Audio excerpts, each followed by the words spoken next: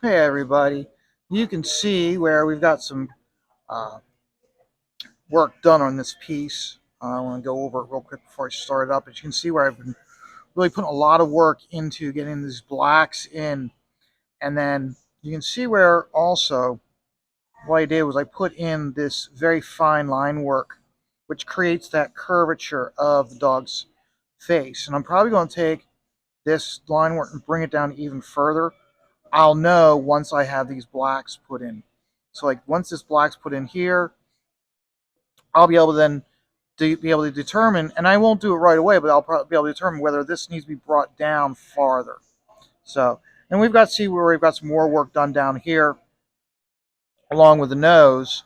So you can see where, again, you get the where, because like on the dog, he doesn't have, it's not all the hair goes in the same direction. So you got to get that landed with having the texturing and the lights and the darks of different tones to show the texture of the fur. So, but we can see where we got some. And what I'm going to do is I'm going to work on this part right here first. I'm going to put in tone and finish up this lower part. This whole nose, I wanted the whole, even though I could have had this as a white tone here, I didn't want to have it as a white tone because I want the whole nose to be toned to help with the rest of the face. Now I know how like uh, Gary, Gary says he works in the lower right hand corner. He works his way up and out. I'm not Gary, and also the reason why I jump all around is I don't want to create the wrong tone over here, and then I can tell I need to match that tone over here, and it's not good enough. Oh, another thing also is I got some work done down in here. Okay, so you can see where I've got it up here. So, but so we're going to keep working on this. No, I was not on the chat because of this, and thank you very much, Stat. At the very beginning of the show, Stat said how I've got so many commissions and how it's as a result of having so many commissions, I'm not doing any streaming whatsoever because of that. So I apologize for anybody who's missed me or in the chat or in the chit, along with missed me or in a clobber time on Friday nights when John's Long Box. I've been given an invitation to go on Don's show, Don's Draw Stream. Again, I don't have the time, and I with me having to get these commissions done, that's my focus. So that's the reason why you're not seeing me on streams. So, but I have been paying attention. I mean, you guys know I was in the chat last night. In fact, uh, the show. I know I could have gone on the show because what I did was I was here at the bar and then I went home and had dinner. And while I was eating dinner is when the show came on. So I was pretty much watching the show while eating dinner, and then I had to help Miss Stip with a couple things. And I gotta tell you, guys, help Miss Stip when the house smells of butterscotch bourbon candles. Not that bad. So, in fact, I told her, I said, do me a favor, wrap one of those up as if you're going to ship it. I'm going to go to the post office and I'm going to check with them and see what the cost is to send one of those candles out. That way, if it doesn't cost way too much, what I might do is post it on Twitter and and just give a heads up. Hey, if you guys want one of Miss Stip's candles, uh, this is how much it is, and this is what shipping is. So, because I know she gives them to her friend to sell her in an Etsy store, and maybe I can do is just I can do that. I can just send the link that way. I can just have her give me the link, and I'll include her and send it out on Twitter. But I figured, you know what? Let's first see if anybody here who watches the videos or part of the chit and chat uh, would be interested.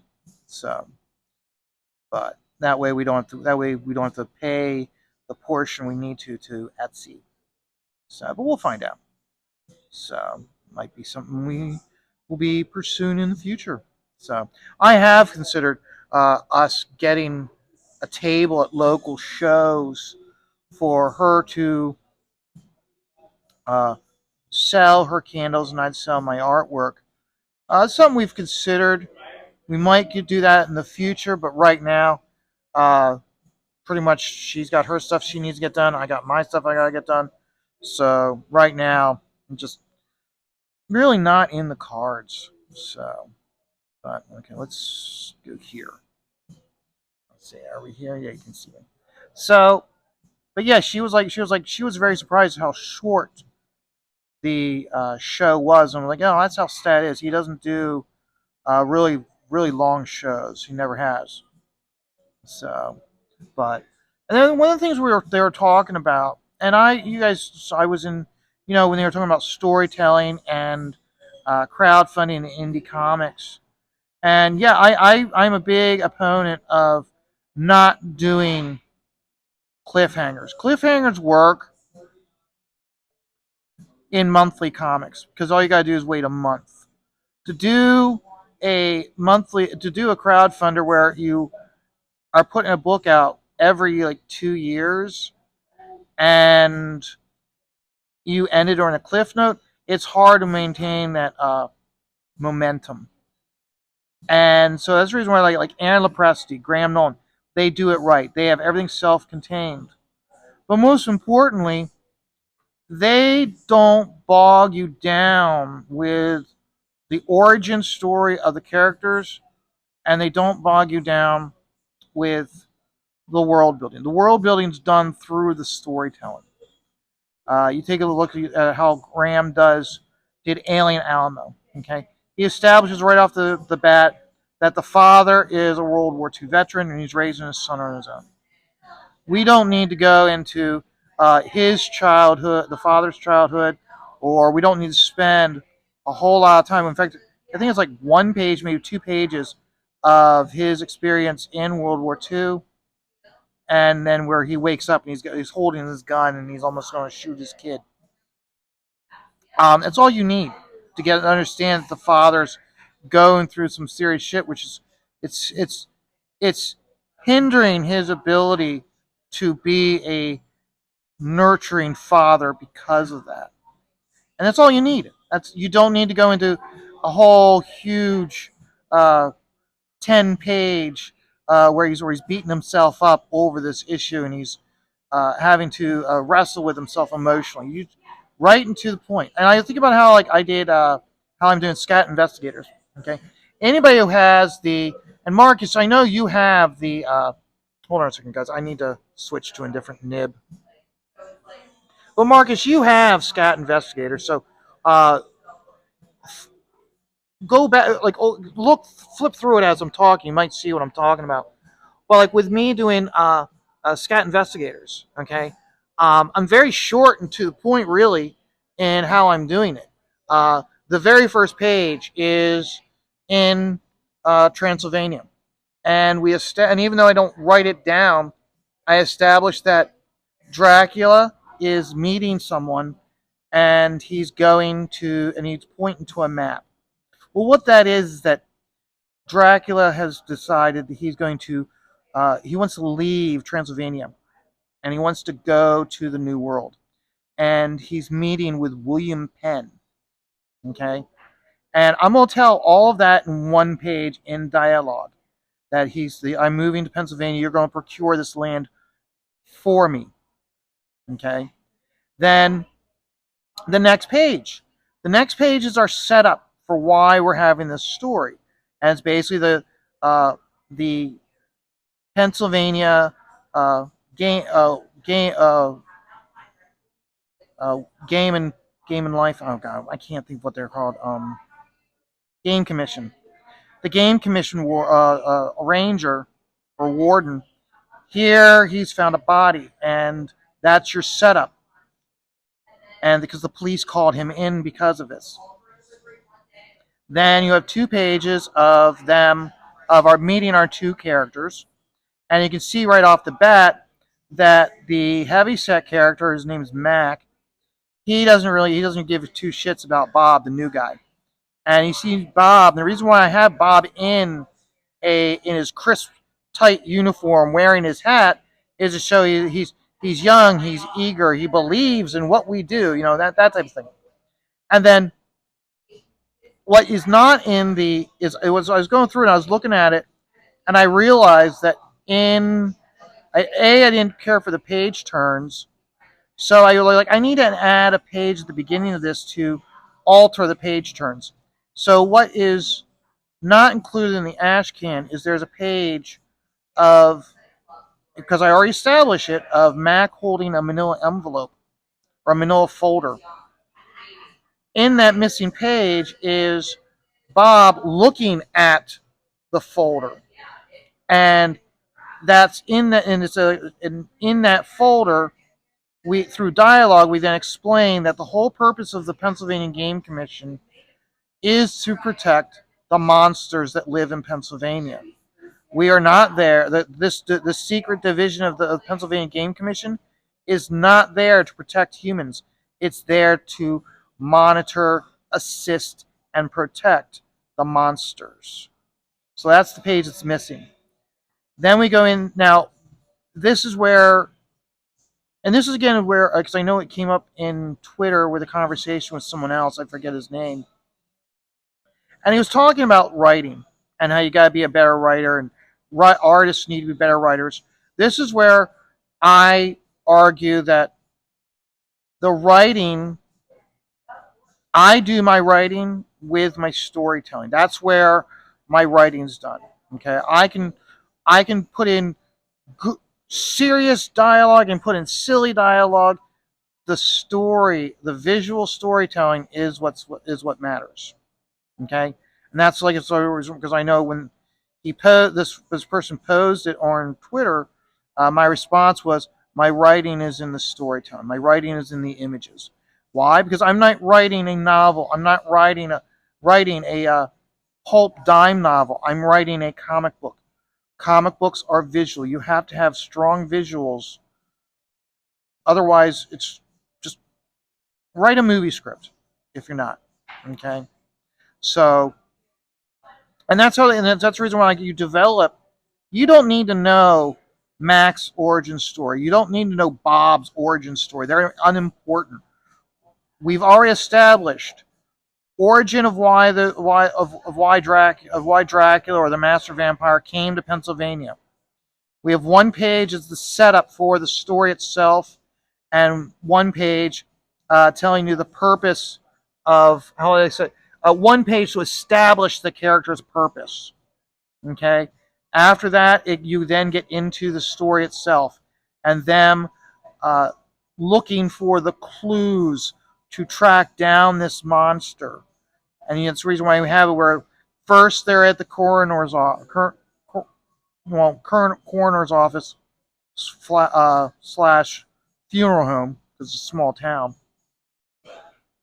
Then we show the characters at the cabin in the woods, where we establish we've got a dead body there, and through dialogue we would reveal that it is the handler for the monster. But the cop and the other game warden don't know this. We do know from the page where they're in the funeral home that Mac doesn't really give two shits about what the cop thinks. We have one panel where, flat out, Mac is using his hand, putting it in the face of the cop, like, look, I don't give two shits what you think. I know what I need to do, and I've got all the authority in the world to do what I want. And so, and then you can see from the cop's facial expression, he is not happy with Mac at all. Okay, that's where you get into your world building, which is where you're focusing on your story. Is we don't need to know anything more about that cop than that. Okay, uh, we already know that he's not going to like Mac, but we don't care. That's not important to the story. What's important to the story is we establish, okay, again, at this point, we're showing the progression of the investigation. And the reason why I have not shown any pages of Scout Investigators is because I've reached the point where it revealed the monster, and I don't want you to see the monster. I want you guys to be surprised when you get the book. So that's why I have not been shown any pages. Um, so, and I'm enjoying doing it. I mean, it's just that these paid jobs come first. So that's why I'm focusing so much. But back to what we were saying with the world building, and Stat mentioned it, how Image had their source books, and how DC had their Who's Who, and how Marvel had their the official handbook, I think it was called, to the Marvel Universe. Those are great, but one thing I know is that there is almost as soon as it's printed, it's outdated. Where DC overcame that was when they had came up with the idea of the DC secret files, and they'd have the secret files come out, uh, or they were parallel or preludes to a DC event, and those were great. And I'll use No Man's Land as the example. When they did the No Man's Land, where there was an earthquake that decimated Gotham City, and uh, the United States cut it off and said it's not part of the country anymore. What made it so good was, did we get a origin page? Did we get a character page featuring Batman? Yes, but we didn't know all of Batman's history. We didn't know about every single event and every single crime he fought. All we needed to know was his basic origin. Parents were killed in a dark alley, and how he dedicated his life to fighting crime. And then it told the history of Batman as it relates to this event series, to this event, or this to No Man's Land event. Um, so that way you got caught up with how he was, what was the origin of Batman just prior to this event happening. So you gave you a build up without having to go back and read the last like 2 years of Batman to understand what was going on with this No Man's Land and where he was as a character. Okay, so, and again, you got character pages giving you an updates on these characters. You got uh, and so the other way you knew all the players that were involved in the event. Okay, so you didn't need it. It's like, um, let's see, uh, the calculator. You didn't need You didn't get a character page for the calculator because he had nothing to do with this event. But Barbara Gordon, she was going to be a part of this event, so you got a character page for her. Uh, uh, Harvey Bullock, he got a character page because he was going to be important to this story arc. Okay, but you didn't have um, like uh, Vixen or Opal. They didn't have anything to do with the story event, so there was no need for them to have character pages. You also got short stories that related to the event at hand. The one short story, and I think it was like a 4-page story. It was beautiful. And there was this guy. He's like making his way down the streets to wherever he was going in Gotham after it was decimated. And at this point, those remaining in Gotham, would be easy to say that they were, most of the people there were vultures living off of the ill of others. And he comes up across this street gang. And at first, when the street gang is introduced, you think that, oh God, they're going to try to rob this guy. And they change very quickly to threat from visually they want to threaten this guy to they reveal that, hey, we know that you play the violin. Could you play something beautiful for us? Because we want to feel good surrounded by all this destruction. And he pulls out the guy pulls out his violin and starts playing for them. And they all get, and some of the guys get teary eyed and they're like, thank you very much. And again, it was just such a good story. It was a little like slightly less laugh of what was going on. And it was a really nice little short story that you didn't need to tell in one of the monthly books that were going to follow up this event. But it was still, it was a nice little thing. You didn't need. it wasn't something like Batman was going to swoop in and beat up these thugs when he didn't. It was just like these guys were like, hey, I know that we're stereotypically we're kind of like rough and tumble bad boys, but no, we don't have batteries. We to play our jukeboxes or our boom boxes. Can you play can you play something on your violin? So, and that's where I felt that DC was very smart with getting you caught up. So that way, when they had something like that, you could read the books related to the event, but you didn't need to know everything about all the books leading up to the event. So you need to have been buying the book for like a full year and a half before the event started. So yeah, I know I'm jumping around at this point. Um, I I I'm I'm sorry. It's just I need to these areas here where I use this really fine dot work. I need to I need to really focus on that, and when I'm focusing on that, it's hard for me to maintain dialogue and conversation with you guys. But but no, so I would say with what they were saying is, yeah, if you're going to create a team book and you want to bog people down with all the origins of all the characters, come up with some type of a source book. That I mean, think about how when Clint Holinsky did it for his superiors, he had a Who's Who style uh, book of all the characters, so that way you got to learn about all the characters without the book being bogged down with like, well, who's this character? Who's this character? You bought the source book, you can flip to that page and read about that character and their origins. So that way, get you caught up to speed. So I like it, and I wish more creators did source books. I think it would help out a lot.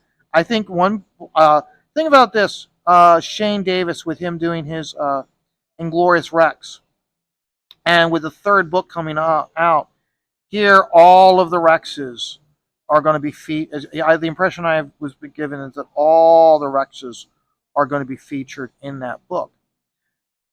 Well, that's where you can do a Who's Who style or a Secret Files to get you with character profiles to get you caught up on all the riders and and all the Rexes before that way you know what the power sets like because you know how like he talks about how like these characters level up, and that way you can have a character page about all the characters and like where they started and what they've evolved to, and that way it gets you caught up real quickly, so that way you're not bogged down having to explain that stuff during the middle of a fight scene.